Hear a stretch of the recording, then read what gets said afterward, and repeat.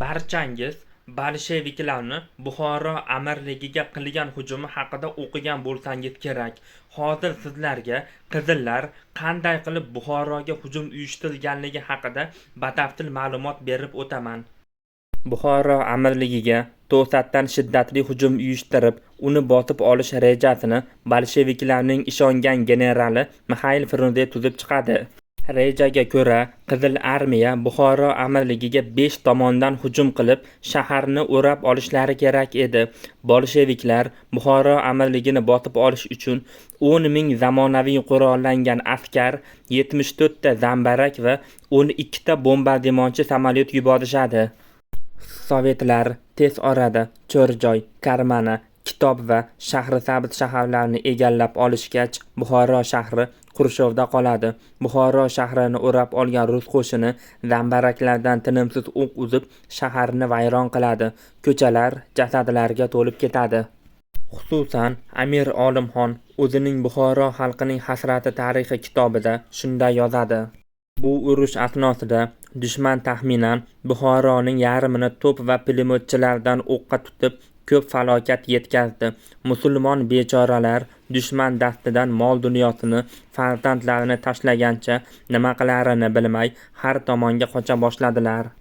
Shunga qaramay, bu bandai ojiz 4 kecha-yu 4 kunduz dushmanga qarshi urushdim, qattiq jang qildim. To'p o'qlarining ko'pligi, bomba yog'dirish natijasida Buxoro shahrida talofat va xarobaliklar ko'payib ketdi. Qamal vaqtida 3000 ga yaqin hovli, 3000 dan ortiq do'kon, 20 ta saroy, 29 ta masjid, 34 ta gumbaz yonib xarob bo'lgan. Shahar qariyb 20 kun olov kabi yonib turgan. Buxoroning shu darajada xarob bo'lganini hech bir tarix ko'rmagan edi. Buxoroliklar bu kunlarni kichik qiyomat deb atashdi. Amir Said Olimxon iloji boricha tarixiy obidalarni, muqaddas joylarni saqlab qolish va katta vayronagarchiliklarning oldini olish maqsadida Frunze huzuriga Qushbegi Nasrullobiyni elchi qilib yuboradi. Amir Olimxon Frunzedan shaharni bombardimon qilmaslikni va xalqqa shafqat etishini so'raydi. Frunze esa bunga javoban Amir butun xazinasini topshirib, shahardan chiqib ketish lozimligini aytadi. Shunda ilojsiz qolgan Amir juda katta bo'lgan xazina ro'yxatini Frunzega topshirib, Buxoroni tark etib, qisqa vaqtga Dushanbega boradi.